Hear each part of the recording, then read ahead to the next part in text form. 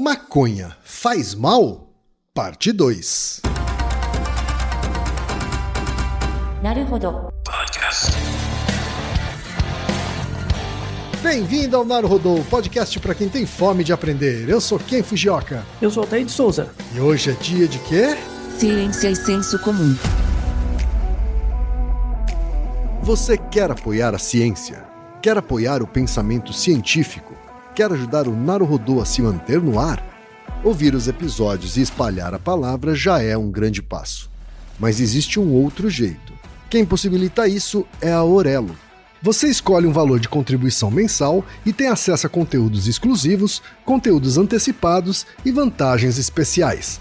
Além disso, você pode ter acesso ao nosso grupo fechado no Telegram e conversar comigo, com Altair e com outros apoiadores. Toda vez que você ouvir ou fizer download de um episódio pelo Orelo, vai também estar pingando uns trocadinhos para o nosso projeto. Combinado?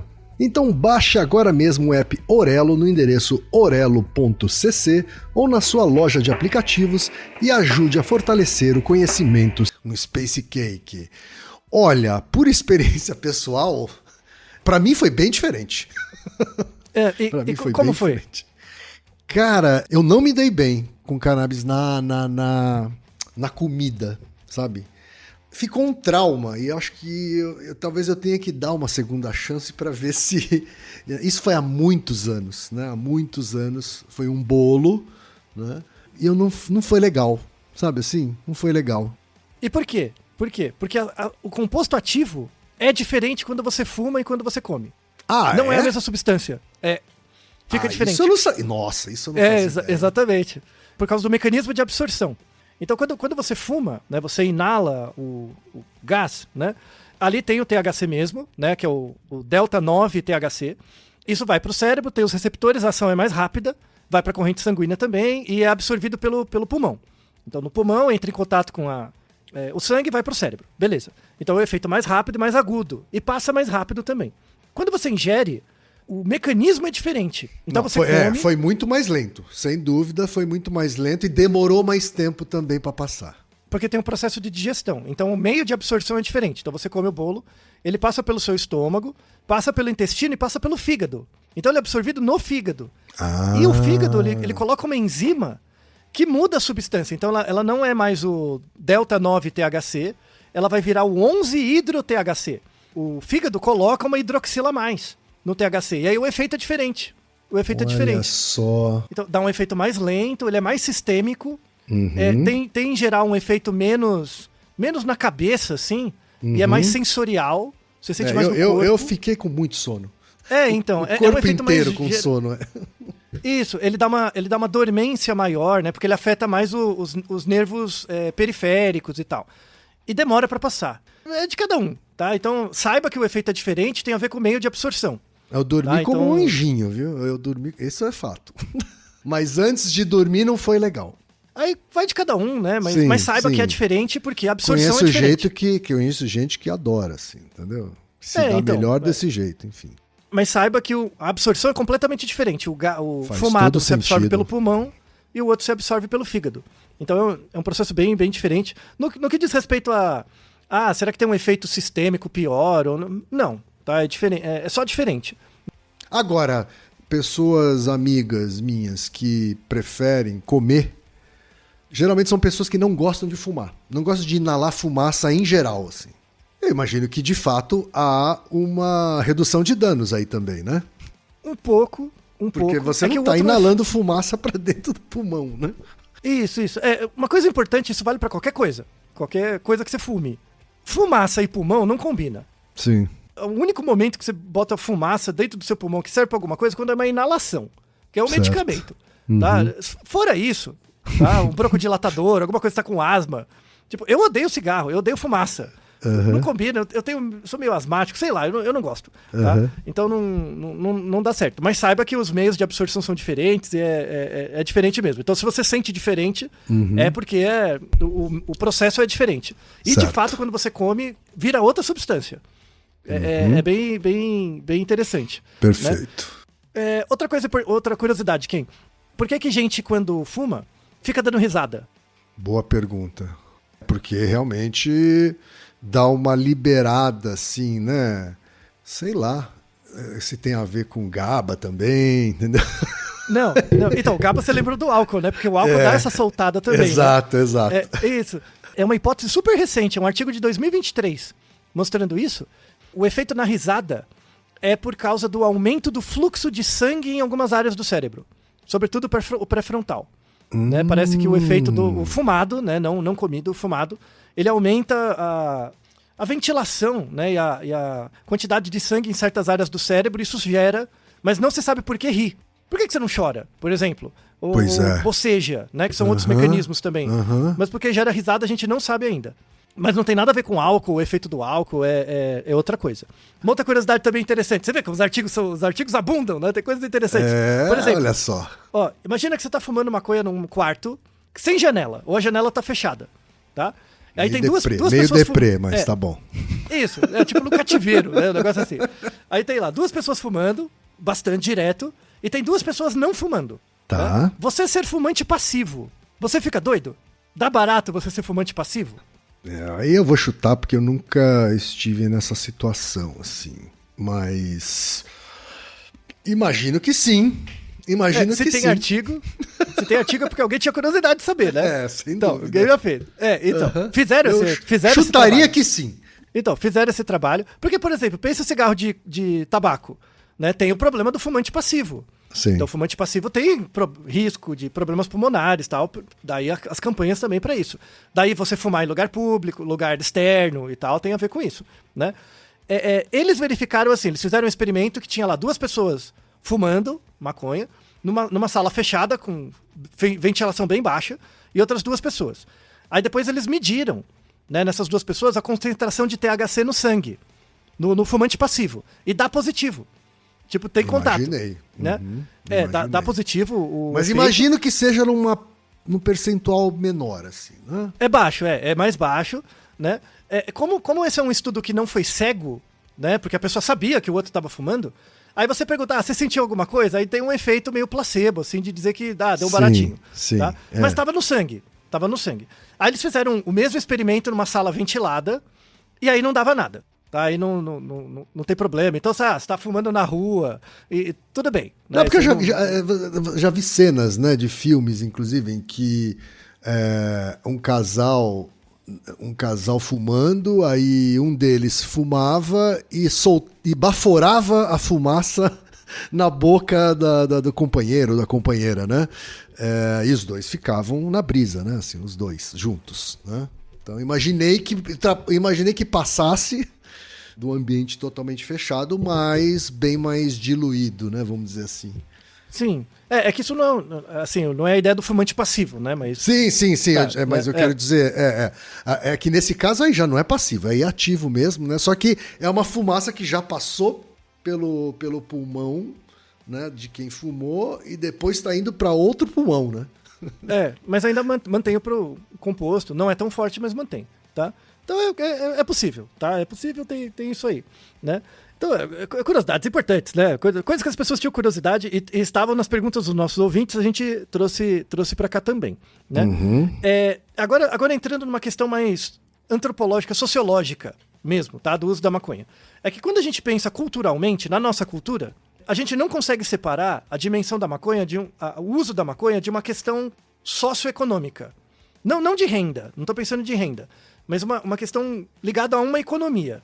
Tá? Tem 2 artigos de uma revista de antropologia sensacionais que mostram como era o uso de maconha em outras culturas, tá? Onde a estrutura econômica era diferente. Né? Sobretudo sociedades baseadas em trocas. Você não tinha uma economia baseada em juro, por exemplo. Uma delas é nas Ilhas de Tomé e Príncipe, lá na América Central, né, que foi colônia do português e tal, né? Tem um artigo muito legal que eles falam sobre lá corrente, né, comum uso de cannabis já há centenas de anos, né? Inclusive ali faz parte de que é mais moderno isso, né, que é o movimento Rastafari e tal, né? Que aí eles têm o uso da maconha como um dos sacramentos dessa religião e tal. O movimento Rastafari é mais recente, mas o uso da maconha já é disseminado há centenas de anos ali, né, pelas comunidades de lá. E eram comunidades que baseavam a sua economia em trocas, né, em escambo, coisas do tipo. E aí eles usavam maconha, e aí tem relatos antropológicos de em que contexto era usado a maconha. E é muito interessante, porque a maconha é usada sempre numa situação social, mas é diferente do álcool, né? Álcool, tipo, eu saio com você, vamos tomar uma. E aí a gente tem o nosso Naruhodo sobre alcoolismo, que a gente descreve isso. Esse artigo mostra que o ritual social do uso do álcool é diferente da maconha. O ritual do uso do álcool é um ritual mais social mesmo, de estar presente com alguém, de congregar eventos. Certo. Né? O ritual do uso da maconha, e é bem parecido com o que se vê hoje, a maconha era vista como um presente que tem que ser trocado. Que é um meme, né? Que é de passar o beck. Sabe? E isso não é só das culturas ocidentais. Isso vem desde a origem. Mesmo, desde a origem, pelo próprio efeito. O efeito gera essa sensação de partilha. E aí, isso é descrito antropologicamente, não só em Tomé e Príncipe, em outras culturas, que assim, o efeito gerado pela maconha gera no agente uma obrigatoriedade de ter que dividir. Por quê? Porque você não partilha da mesma noção de tempo e espaço. É muito louco. Né? Cria uma sensação, cria uma cisão. Sim. Né? Sim. Então, tipo, eu estou alterado, que é diferente do álcool. É bem diferente. Eu estou alterado, mas não é o alterado do álcool que é eu estar desinibido. Minha percepção de tempo está diferente. E aí, isso é visto como um presente. Eu dou para você a possibilidade de partilhar do mesmo tempo lógico que eu. E ficar sincronizado, né? Isso. Então, é impressionante, porque isso está nos relatos antropológicos de culturas antes da nossa economia mesmo. Sabe? É muito interessante. É muito interessante como o efeito condiciona o ritual. E é por isso que a maconha era usada em momentos rituais de congregação, né? Mas não em momentos de festa. Não é usado como festa. Celebração, sabe? Coisas tipo um feriado, um evento. É mais álcool. Né? É mais intimista. Olha só, exatamente. A gente falou a mesma palavra ao mesmo tempo. Ela é mais intimista. Mas eu vou fazer uma pergunta que não tem nada a ver com isso, mas me lembrou agora você falando, né? E nem sei se existe uma resposta para isso. Mas eu conheço pessoas que usam maconha há tanto tempo e com tanta frequência que, às vezes, a pessoa nem fuma, mas consegue entrar na vibe de quem tá fumando. Sim, sim. E isso faz todo sentido. Que explica isso, hein? É o ritual. E aí a gente entra numa parte muito importante, que é a questão moral, né? A questão de certo e errado. Que é uma bobagem. Mas o negócio é o seguinte. E eu não quero falar com religioso, que se lasque, moralista, isso não importa. É pra falar pro usuário. Você. Tá? Você. Muita gente fica... A não ser que você tenha um interesse econômico, porque a tendência que a gente vê nas jurisprudências de vários países e tal é descriminalizar e depois liberar. Isso, a questão não é se, é quando, tá? E não é porque as pessoas são legais. É porque claro isso dá muito não. dinheiro. É óbvio. É econômico. É óbvio, né? Então, tem muita gente esperando a jurisprudência trabalhar para já abrir o seu negócio e fazer o dinheiro girar. Né? Então, conheço assim, gente que começou a estruturar o negócio aqui, viu que o Brasil ia se atrasar em relação a outros países, né? E foi para outro país primeiro e depois o Brasil vai acabar sendo uma filial, né? Isso, aí traz o know-how, né? Tipo, então é uma tendência. Isso vai acontecer. Daí a importância desses estudos antropológicos. Porque mostra assim que essa como o Marcel Mauss fala, né, o antropólogo, que essa lógica dos presentes, né, de você transformar o seu estado subjetivo num presente que deve ser compartilhado com o outro, para ele fazer parte do mesmo grupo, isso não tem a ver com a economia. A economia usa esse mecanismo de partilha para ganhar mais-valia em cima. Tá? Isso é uma desgraça. Pô, já tinham mercantilizado os presentes em geral, né, Altair? Que droga, né? Que droga. Então, assim, o ponto aqui... Vai ter mais um feriado, você vai saber, viu? Vai ter mais um feriado. Além dos dias das mães, pais, crianças, namorados, vai ter o dia da troca canábica, entendeu? Que os amigos vão o povo vai inventar uma lorota. Vai inventar... Tudo é desculpa pra fazer festa. Né? Mas isso é importante, assim... que a gente pega num ponto central do episódio, que é assim, maconha vicia. Aí a gente tem a ver com o nosso Naruhodo 49, que é o que é vício, né? Todo vício, ele é o resultado de uma sequência de comportamentos. E não existe comportamento sem um tempo e um lugar. E aí, assim, eu falo como psicólogo mesmo, e mesmo lendo os papers mais fisiológicos e tal, pensando em causa material, fisiológico, a maconha tem um nível muito baixo de adição. Você fica muito pouco viciado nela, tá? Do ponto de vista da causa material e formal, fisiológico. Mas ela pode ser altamente aditiva do ponto de vista eficiente, comportamental. Porque depende do contexto. Sim. Então, por exemplo, se a maconha é o meio pelo qual você se sente pertencente a um grupo, isso gera uma dependência. Claro. Porque é meio que as pessoas exigem de você para fazer parte disso. Tá? Eu Então, conheço assim, músicos que falam que não conseguem compor se não tiver na brisa de um beck. Né? Então, do ponto de vista formal, isso faz sentido? Não. Não, mas é eficiente, a causa é eficiente. Exato, entendeu? exato. Então, assim, existe aumento da criatividade usando maconha? Tem os artigos que mostram que não. Não. Como altera a sua percepção de tempo e de noção das coisas, vai afetar a sua memória daquilo. E aí você vai achar, puta, tô falando bagulho foda, mas no dia seguinte você vai ver que é uma lorota qualquer. Não. Se gravar, né, Altair? Se gravar e ouvir no dia seguinte. Devia. Se você passasse por isso uma vez, você ia aprender. Porra, eu sou besta. Né? Tô viajando. Tá? De novo, nada contra. Então, assim, todo comportamento é ligado a um contexto. E esse contexto é um tempo e um lugar. Já aconteceu comigo várias vezes isso. Uma pessoa chega pra mim e pergunta: você acha errado ficar usando tal coisa? Quando o negócio é a pergunta. Quando a pessoa pergunta, você acha errado? Ela tá querendo uma justificativa por uma coisa que ela já sabe que é errado. Então por que me pergunta? Porque ela precisa de uma chancela. Né? Igual criança pequena. Né? Ele quer fazer errado, fica fazendo errado olhando pra você. Sabe? Criança pequena, né? Quer pegar o biscoito? Aí fica pegando o biscoito olhando pra você, porque ela sabe que tá errado. Então, assim, pensando do ponto de vista de redução de danos, assim, quer usar os seus bagulho? À vontade. Só que todo comportamento é ligado a um lugar e um tempo.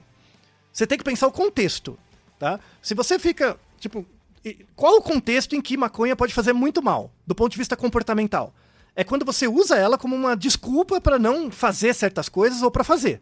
Exato. Ou seja, tem um comportamento disfuncional que é associado com aquilo, e aquilo meio que dá uma sedada em você para poder fazer as coisas. Então você tem que repensar o que você tá fazendo. Uma ótima definição, assim, sabe? Ela vira problemática, esse uso vira problemático quando ela tem esse papel, ou de deixar de fazer algo, né? Ou só fazer algo com aquilo. Isso, ou vira uma muleta, alguma coisa do tipo, né? Então, assim, todo dia eu fumo por exemplo, todo dia eu fumo para dormir. Mas vai chegar uma hora, você tem que se perguntar, por que eu preciso disso todo dia? O que tá acontecendo na minha vida? Sabe? E aí você fica sem usar um tempão e continua dormindo numa boa. Ou, por exemplo, você para de usar, por alguma razão qualquer, e você volta a dormir e fala, mas por que eu usei? Sabe? Então, todo comportamento tem um lugar e um contexto. Existem contextos em que a maconha é disfuncional? Sim.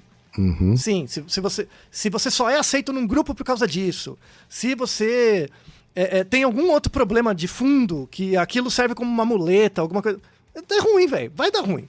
Mas tem um lado positivo também, tem um lado que a gente até falou no episódio sobre alcoolismo, né? Você quer tomar seu baratinho lá, tomar seu badulac, seu balang-deg? À vontade, sabe? A questão é, tipo, por quê? Né? Por quê? O uso da maconha como essa questão ritual do presente, de partilha, de um certo espaço lógico individual de um grupo, é muito produtivo. Pode ser muito produtivo, tá? Mas, que fique muito claro, não fico defendendo essas culturas aí de igreja, do inferno, né? Porque tem um monte de gente que fica... Eu tenho problemas com essa cultura psicodélica, mesmo. Porque, no fundo, é uma puta reserva de mercado para ganhar dinheiro, tá?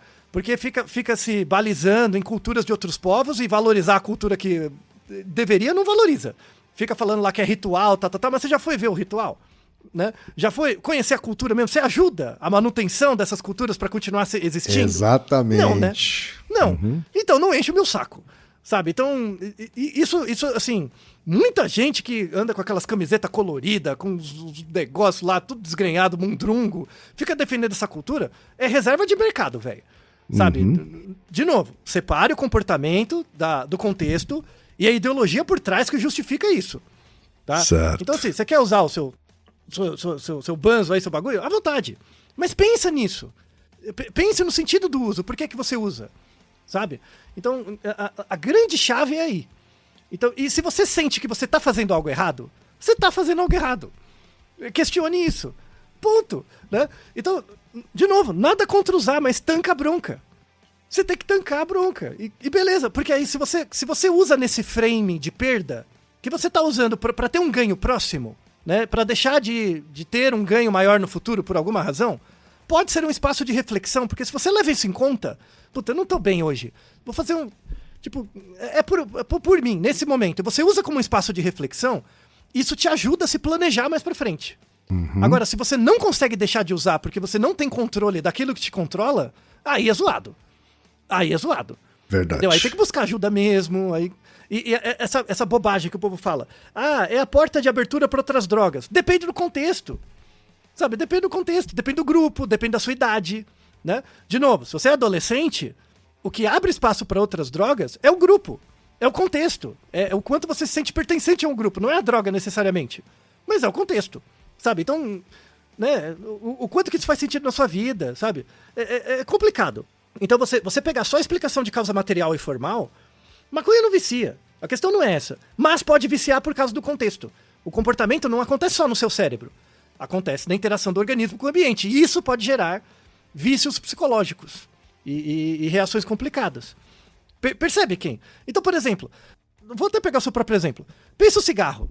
Né? A gente tem um Naruhodo, né, sobre por que as pessoas fumam. Você começou a fumar com que idade? Muito cedo, mas lá perto dos 18 anos. Então, se você pudesse voltar atrás, você não daria surro em você mesmo? Nossa, não teria colocado aquilo na boca. Então, e é uma coisa que você carrega até hoje, né? Então, por quê? Porque a nicotina é uma das coisas que gera mais adição. É pior que heroína, cocaína, tudo. É a nicotina. O mecanismo da nicotina... porque eu tava ouvindo o Drauzio Varela falando que é pior que crack. Sim, e é mesmo. Porque o mecanismo ele é pequeno, assim, ele não gera um efeito muito grande, mas é um efeito intermitente, que é muito difícil de distinguir. Muito difícil. É uma droga. E aí tem pessoas que têm uma maior tendência a ter uma maior adição pela nicotina. Também tem uma variação genética, também. Né? Aí pode ver casos familiares, assim, pode ser... Tem pessoas que fumam lá 20 anos e para, né? Tem pessoas que não, tá? Com a maconha pode aparecer isso? Pode existir uma pessoa que não consegue parar de fumar maconha? Pode. Pode acontecer, porque geralmente a causa não é tão material, mas é contextual. A pessoa criou uma crença nela de que ela faz sentido usando isso. E se você não flexibilizar essa crença, você não consegue perceber certos aspectos de você mesmo. E isso é importante, tá? Isso vale para todas as substâncias. É que tem substâncias piores. Então o nível de adição da maconha é baixo. Qual que é a grande preocupação que a gente tem hoje? Né? E aí na literatura de saúde pública. Um dos nossos ouvintes mandou um e-mail, inclusive desse ano, que é um artigo super recente, né? Que é um artigo do JAMA, falando que acho que em quase todos os estados do Canadá a maconha já foi descriminalizada, enfim, né? É bem fácil, né, de ter acesso aos produtos, enfim. Né? E aí um artigo que saiu há coisa de um mês, mostrando que antes da legalização e depois, teve um aumento significativo, estatisticamente, no número de idosos que apareciam no hospital, no pronto-socorro do hospital em Toronto, com intoxicação por maconha, né? E é verdade, o aumento foi significativo, né? Mas aí por quê? Por quê? Houve uma explosão desses produtos a partir do momento que foi liberado, houve uma explosão de oferecimento de tanto maconha para fumar, bolo, óleo, tudo, né? A pessoa idosa, a lataria já não tá funcionando tão bem, né? Porque você já tá mais velho. E aí surgiu toda a gama de produtos sem muito controle de qualidade dos produtos também. E aí foi muito interessante, porque eles pegaram nesse artigo cerca de 2.000 casos de visitas ao hospital no pronto-socorro por intoxicação, por excesso de maconha, né? E aí, cerca de 20% desses casos era ligado a reações frente a doenças que as pessoas já tinham. Então, por exemplo, muitas pessoas que tinham câncer usavam o extrato, né? Mas como o controle de qualidade era baixo, dava efeito adverso. E a pessoa ficava intoxicada. Faltava o controle de qualidade e a legislação para cuidar disso. Que, teoricamente, né, inclusive é um dos argumentos, né, da descriminalização e até da liberação, que é ter um controle da fabricação, né, desse tipo de droga. Isso.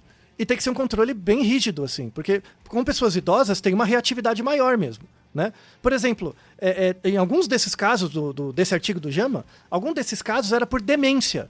A pessoa estava com começo de senilidade e aí tinha que tomar a pílula todo dia, tomava 2 vezes. E aí dava intoxicação, porque a concentração era alta, sabe? Que isso é um controle de qualidade que existe em outros remédios já, mas falta para... Entendeu? Então tem essa coisa do aprendizado mesmo, e você aprende fazendo e tal, né? Então, mas é complicado. Então, uma coisa que já é ponto pacífico na literatura, assim, liberando a maconha, a gente vai ter um aumento, uma pressão nos serviços de saúde no Brasil. Vai ter. Por conta dessas adaptações. O povo... Acredite na ingenuidade e na estupidez das pessoas. Né? As pessoas não são más, elas são ignorantes. Tá? O povo vai querer meter o louco. E aí, já viu. Então, assim, a tendência é ter um aumento dos serviços públicos, né, na pressão, para depois ter uma estabilizada. Tá? Isso aconteceu com o álcool lá atrás, nos Estados Unidos, aconteceu com o cigarro, vai acontecer também. Tá? Então, isso é esperado. O que a gente não sabe é o tamanho do custo, o quanto que isso vai custar e quanto que no Estado você vai amortizar isso. Né? E o que você vai ter de ganho. Vai ter um gasto para o Estado muito grande para legislar e para controlar mesmo o processo de fabricação e produção, e não se sabe o quanto você vai ter de retorno de imposto. Também, tem que ter um cálculo disso, né? De cálculo de imposto e tal. Então, a questão da economia em saúde, para você liberar, por exemplo, uma droga do ponto de vista recreativo, o imposto que você cobra tem que cobrir o custo no serviço de saúde. Tem que ter essa paridade, senão vai ter um gasto, né? Então, para quê? Tá?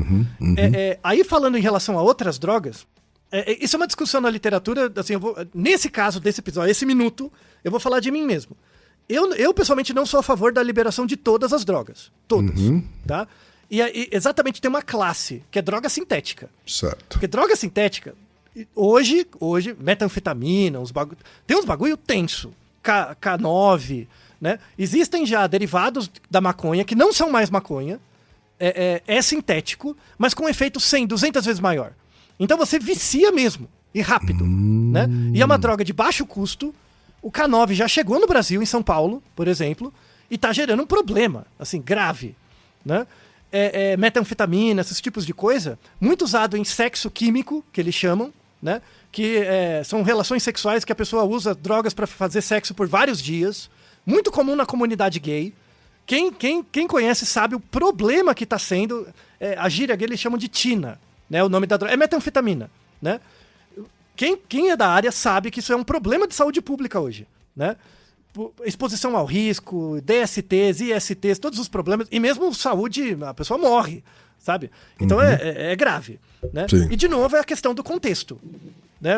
Por que você está usando isso? Por que está sendo tão impulsivo? Por que você precisa disso tudo? Né? O quanto que você se coloca nessas situações de risco para não prestar atenção na sua própria vida, em como você deveria lidar com ela. O quanto que isso é um comportamento autodestrutivo, que a droga é só uma muleta. Tá? Então isso é muito importante. Droga sintética é uma discussão grande, vai ser um grande problema, porque você consegue manipular a molécula e deixar ela cada vez mais potente. Então é muito complicado. Tá? Nos Estados Unidos, opioide, né, o metanfetamina é um problema seríssimo. Vários estados estão com epidemia disso. E a tendência é chegar aqui também. Tá? Então, isso é muito importante, a questão da conscientização é fundamental. Que, por exemplo, com a maconha isso não acontece. Como ela vem de uma planta, vamos excluir o caso que você sintetiza artificialmente a molécula. Tá? Pensa a planta. E aí, até um aviso, né, para quem for saber, quando você vai fora do Brasil, você vai numa casa de maconha lá para comprar maconha, eles têm os tipos e tem a concentração. Então, a maconha de hoje, ela é mais forte que a maconha de 20 anos atrás? É. Por quê? Por seleção artificial, você vai cruzando as plantinhas, vai aumentando a concentração. Mas tem um limite físico, químico, né? Então tem propagandas, de novo, é a propaganda, né? Propaganda fala assim, maconha com 25% de THC, 30%, 40%, tá? É propaganda enganosa. Tá bom? Não tem também Procon dessa merda, né?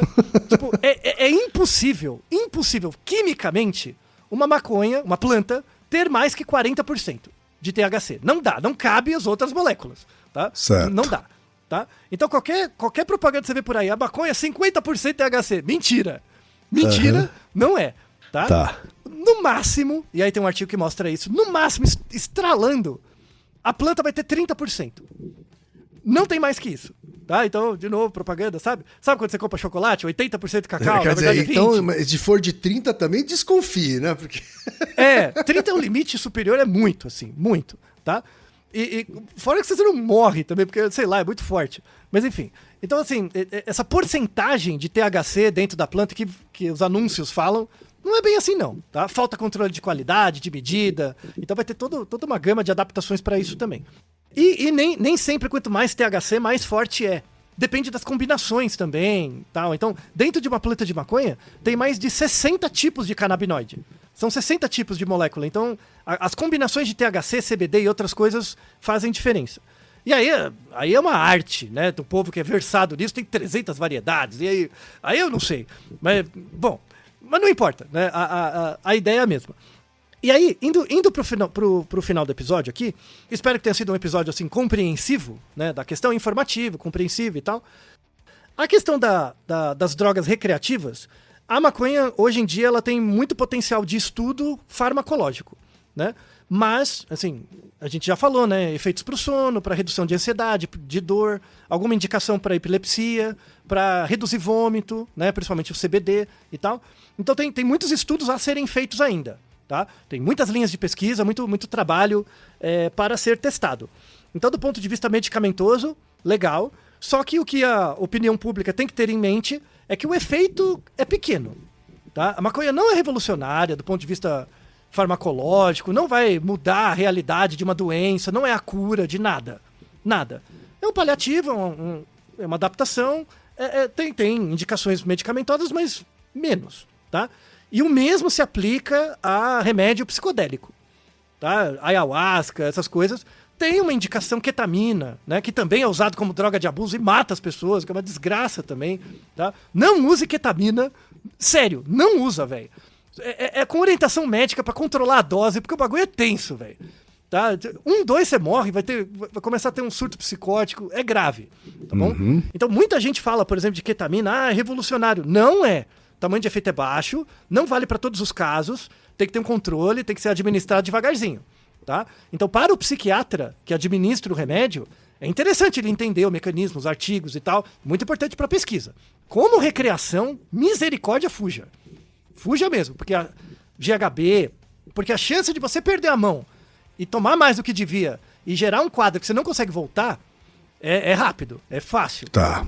Então, cuidado. Depois a gente vai ter um episódio específico sobre psicodélico e tal. A gente pega os artigos bonitinhos. Sim, mas sim. A recomendação é, tem potencial medicamentoso? Tem. Mas não é pra todo mundo, não é qualquer situação. E se você não tá com problema, não é pra você. Tá? Aliás, vou dar um exemplo. Tem uma substância, é o artigo desse ano, acabou de sair, um artigo muito interessante, muito bem feito. Tem uma substância que foi descoberta em 1970, que é chamado índole 3-carbinal. Índole 3-carbinal. Para os íntimos, I3C. Essa substância. Tá. I3C. Tá?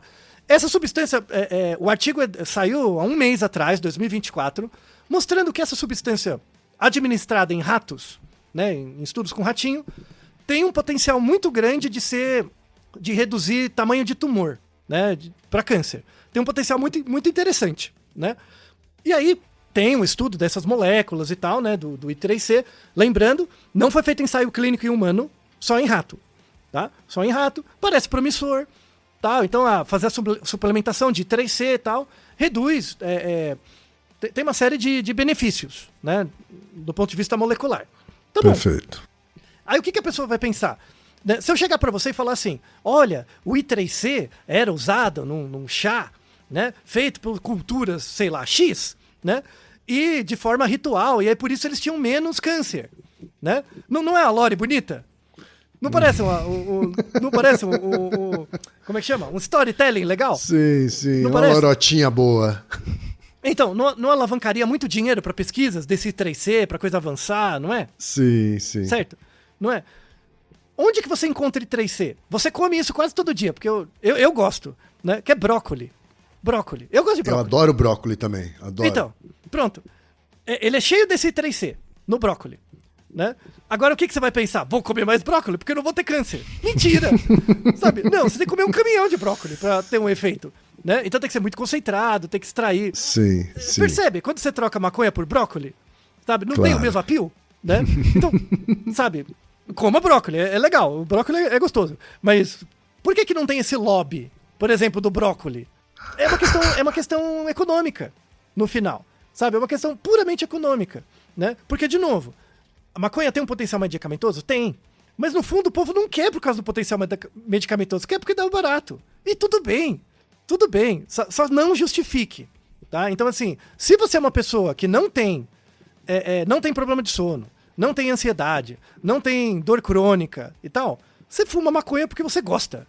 E ponto. Você quer o baratinho. Você não faz parte da população alvo medicamentosa do bagulho, tá? E tá tudo bem, gente. Tá tudo bem, tá? Só porque, de novo, se você tiver esse framing negativo, não, eu sei que é um negócio assim, é só pra dar um barato, eu sei que pode gerar algum dano se eu ficar pensando em longo prazo, se eu ficar usando todo dia, não é legal, mas hoje tudo bem.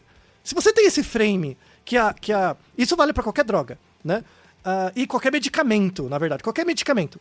Um medicamento, ele nunca te coloca do lado positivo. Imagina assim, tem uma linha, o 0 no meio. Imagina que você tá doente. Você tá com uma doença, então você tá do lado negativo. Certo. Você tá doente, tá ruim. Aí você toma o medicamento pra ir pro 0. Você não vai ficar positivo, né? Você vai ficar no 0, tá? Sim. Muitas drogas recreativas, a pessoa usa porque ela tá do lado negativo e quer ir pro positivo. Mas você não vai. Esse é o negócio. No máximo você vai chegar no 0. Então você tá criando uma expectativa e carregando naquela droga uma responsabilidade fantasiosa, assim. Isso, que ela não tem. Você usa ou como bode expiatório, ou como dissonância cognitiva, né? E você desconsidera o fato de que todo comportamento tem um contexto. E você usar a droga não muda o contexto. Quem muda o contexto? Você mesmo, refletindo sobre ele. Tá? Então, o problema é mais dinâmico, assim. Às vezes, por exemplo, se você tá no 0 e você usa lá a maconha, você pode até ficar positivo, mas depois você volta pro 0. Então é só uma variação de estado. Beleza. Agora, quando você tá no negativo e usa a droga pra querer ir pro 0 ou ficar positivo, aí tem um problema. Porque a droga não vai fazer isso. Aí tem um problema. Entende? Então a questão não é o comportamento, é o comportamento no contexto. Tipo, por que você tá fazendo, como que você tá fazendo, com quem que você tá fazendo, pra que você tá fazendo, que grupo você quer fazer parte, né? Se esse cenário pra você é claro, aí você tanca a responsabilidade, aproveita o processo ou assume o risco. E beleza. Sim. Sabe, essa que é a ideia da responsabilidade individual, né? Mas lembrando, isso só funciona quando você tem a partir de uma certa idade. Então, essa é a discussão pra gente que é mais velho, né? Agora, você com 18 anos, você tem esse discernimento? Em geral, não tem. Então, daí o trabalho de base com adolescente é muito importante.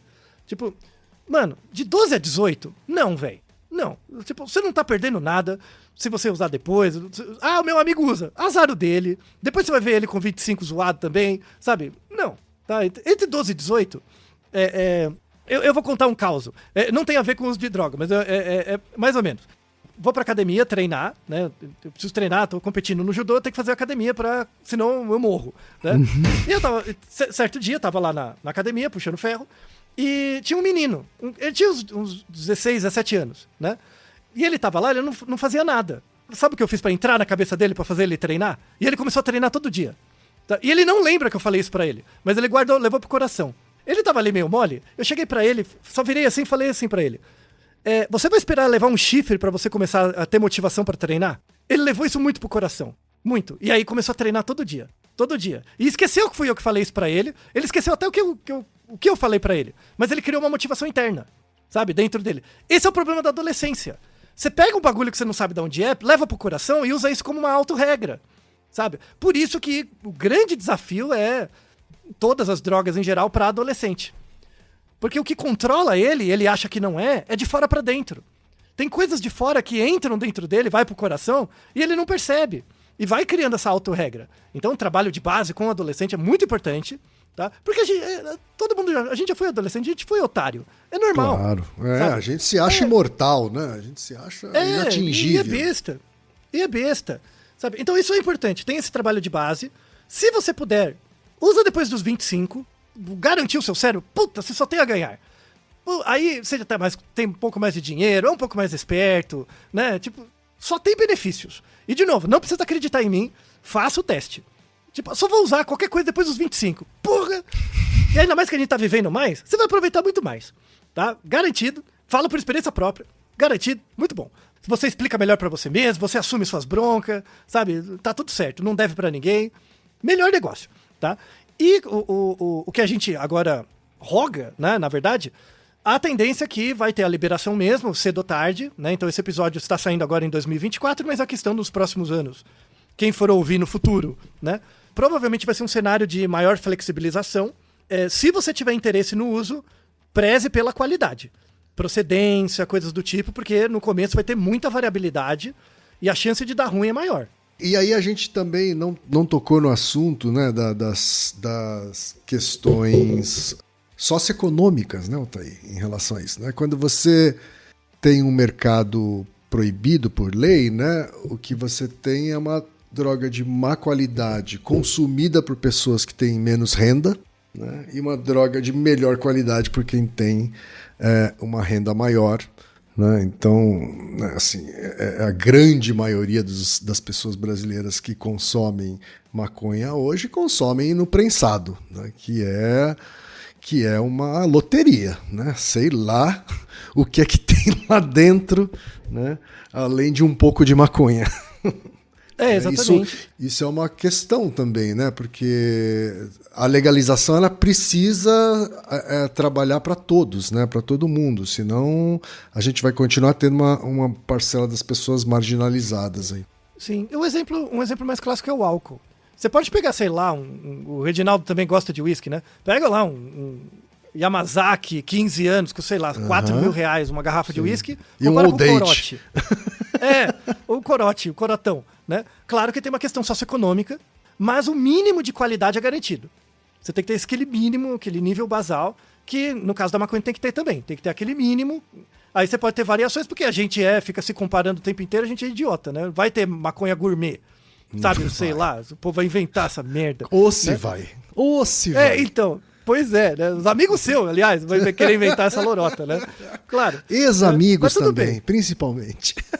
Então. Mas isso tudo bem, né? Mas a questão é garantir um mínimo de qualidade e suporte, e isso é importante, suporte e acesso aos serviços de saúde caso seja necessário. Sem Porque dúvida. esse vai ser eu trabalho muito com epidemiologia e economia em saúde e tal. Isso é uma coisa que a gente tem pensado muito na pesquisa. Como estruturar, porque vai ter essa demanda por serviço de saúde, como a gente vai demandar uma estrutura para dar conta dessa primeira onda, né? Os primeiros 5, 10 anos vai ter uma pressão grande no sistema de saúde até ter adaptação. Isso já é esperado, a gente já viu em outros países e tal. Então, a ideia é se preparar para isso. Tá certo. Espero que os nossos ouvintes tenham gostado do episódio. Acho que a gente sanou todas as dúvidas, foram muitos e-mails. E espero que também você tenha atendido suas curiosidades, Kim. Né? Foi um episódio difícil, mas foi interessante. Me atendeu demais. Eu sei que deu trabalho. Esse episódio deu trabalho. Então, quem não ouviu a primeira parte, volte e ouça também. Né? Compartilhe com um amiguinho, compartilhe com a amiguinha, tá? Porque a gente falou aqui de coisas importantíssimas, tá? Desde em que momento que essa droga tem riscos muito altos, né? Em que momento que a gente consegue reduzir danos, né? Então acho que é importante que esse episódio chegue a mais gente, porque a gente tentou fazer um episódio duplo sem moralismos também, né, Altair? Exato. Não, isso é de menos. Então vamos ver, vamos aprender com a ciência, né?